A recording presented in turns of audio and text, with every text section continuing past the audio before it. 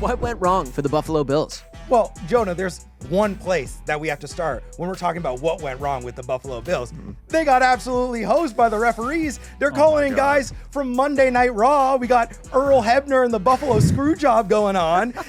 You got Brandon Cooks catches the ball and then gets it stripped away after he's already touched to the ground, and they call it an interception. And it's you can kind of conceptualize a little bit why that happened. There's no kind of. Well, here's the problem, Dan, is that Dan? literally the There's some next snake game, on that Dan. the exact same play happens, Very and they call different. it the other way. So how could you? You're talking about the Rams game. The Rams game with Devontae Adams. It's Okay, the we'll exact talk about same that. play, It's and it's called a different way. It's very different. How is it any different? Okay, so we can start with the Bills play. The rule is that if you're catching the ball and you're going to the ground as part of the catch, you need to survive the ground, right? So there will be all these still images out there on Twitter, as I'm sure, I saw a million of them, that appear to show that he is on the ground with possession of the ball, knee down by contact. Right? You're talking about Devontae, right? No, I'm No, talking about Brandon Brandon Cooks. Cooks. Because he does have his knee. His knee is down. But that's what I'm saying. It doesn't matter that his He has knee is to down survive the because he needs to. entirety. So let's take the defender out of the situation. Okay, let's say there was no defender there for a second. Yes. So he jumps up and he's making like a diving catch. He comes down on the ground, but as he hits the ground, the ball pops out and goes on the ground. What happens? That would be Incomplete. an incomplete pass. Okay, it's basically the exact same thing because down by contact doesn't matter. You need to survive the ground. That's the rule. So it was called correctly. But my argument is not that one wasn't called correctly. My Okay. argument is that the next one should have been called the exact same So way. I think- The difference in the Devontae and the Cooks play is one is like a conscious decision to take yourself to the ground. Devontae makes the catch, makes a football move, and is consciously deciding to take He wasn't no going to the chance ground that he as made a part- football move. No, I It's- think he it's, did. It's I in think the he You can exact- see him reach it. He's literally trying to take his body to the ground. But like we're also like stretching like using the definition of football move too hard there too because if he were to come up, catch the ball, come down, and just stand there, there's no like football move. But did But he what not would complete the have catch? what would have happened if Devontae Adams got the ball ripped out at the end instead of the other guy coming up with it? What would they have called that? What They do you would have mean? called him down. They would have because called his knee- incomplete pass. No, they would. Oh, if he got ripped out before his knee went Oh, down? you- the No, ball hit the ground. if the exact same thing happened, but instead of the player ending up with the ball at the end, it went flying into the air, they would have said no catch. No, they would have said they would have called No, the catch. I think because he came down with it and was like wrapped up and they were like coming in trying to rip it out, I think like the process of the catch was completed and then he went down and then he's ruled down by contact. Here's the problem with the rules. If the margins are this thin, there is a major problem with a rule. It's like the fact that if a rule can't be called by your genuine eyes, if it has to be microscopically looked at and analyzed from such a level, you are completely putting the game out of the game. It's no longer, if somebody goes to the ground and rips the ball out and it happens basically in one fell swoop, whether their knee hits the ground or not, that should be an interception. So let's move on to the grander question about the Bills and put a cap on it by saying this: Joe Burrow ended a 2-year Twitter hiatus to tell you that you don't know balls. That's how we can decide whether or not that was a catch. I think the most important question to ask in terms of what went wrong is that what went wrong for the entirety of the season didn't go wrong in this particular game. The craziest part, because they had the Broncos scored 13 points off of turnovers, and I know a lot of people are talking about whether it's why aren't we as critical about Josh Allen as we are about some other quarterbacks? It's because he carries the team in this particular season for 17 weeks, 18 weeks, and then in this particular game he doesn't have his best performance. But in reality, this is like a complete switch on what you expect from the Bills. Is usually their defense in the postseason is awful. They're giving up 24 points per game, and obviously they gave up 33 in this game, so it wasn't much different, but the way in which it happened was very different from years past. And I do think what went wrong starts with defense, and it kind of starts with Sean McDermott. And I wouldn't take this particular Who's not game, with the Bills anymore. Yeah, and I wouldn't take this particular game as to sum up the career of Josh Allen, if you asked me. 'Cause So But I also- you think that McDermott should have been fired?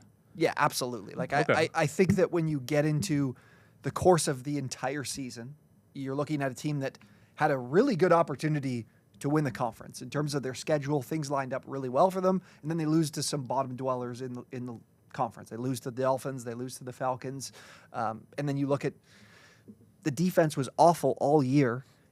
At worst team in the league against the run. They haven't been good in the red zone the last couple seasons, which is usually something if you're a great defensive mind, like we can bend, don't break. And of course, we talked about the postseason. I think it's just makes too much sense So to make a change. I do think that if you wanted to make the case that it was time to move on from Sean McDermott because they've consistently come up short in the playoffs and, you just need to get a new voice in there to get them over the hump, I could buy that for sure. But the idea that he is the one taking the fall for this and the GM stays That's what's and crazy the to GM me. gets That's a what's crazy to promotion me. is insane to me because we were talking all season about how the issues with this team were at receiver, which was not addressed at the deadline like it should have been. And Hello, on the Brandon Cooks. Yeah, sorry. And on the defensive line. Yeah. To me, those are personnel issues that fall on the general manager. And I just don't understand how he stays, and this is kind of just painted as a coaching issue when I didn't come out of that game thinking, oh, really, Sean McDermott really messed this one up. I came out of it thinking Josh Allen didn't play well enough. That's the reality. Because Right, they but have I do the think they have the McDermott was done before this game. There was a determination of this is what needs to happen going into the postseason, where they said if he doesn't meet this mark, we can't have him back. Because we're just beating our head against a wall. The thing about McDermott, and I am really on Dan's side about the personnel because their pass defense was really good this year, and it was their run defense that was bad because they simply didn't have the bodies. They literally didn't have guys that were big enough to defend the run. And you look at the Buffalo Bills, how quickly we forget that the Buffalo Bills, before Sean McDermott came to town, were the New York Jets, were the Cleveland Browns, were the Las Vegas Raiders. And you could say, catching strays. I put my team in there too. Right. You could say, oh, but they have Josh Allen. Josh Allen, it was there before. Yeah. Sean McDermott was there. He wasn't Josh Allen when he started his NFL career. Yes, they're the ones that went out there and fixed that. And when they brought in Brian Dable, it fixed it. So for the Buffalo Bills to move off from the coach that has had their only coach that has allowed them to have success since Marv Levy in the 90s, it's like that's a really dangerous move. And to keep the GM. To me, I think it comes down to just you're a defensive-minded head coach, and the defense typically has been the reason why you lost. It wasn't this year in this particular game, but it has been the downfall of this team over the course of his tenure, and eventually there has to be a change made because you can find some really good defensive options out there to replace him. I think the other thing I struggle with right now is, and this isn't really in their control, like they won the first round of the playoffs, so they couldn't fire him before that if they were set on making a change, right? Obviously, but now you're so deep into the cycle where John Harbaugh's already gone, Kevin Stefanski's already gone. I don't know if they wanted to talk to Robert Saleh, but it seems like he was pretty far down the road with the Titans already. So it's kind of like, okay, you're firing a guy who is legitimately a good coach. I think we can all agree on that, whether we think it was a time for a change or not.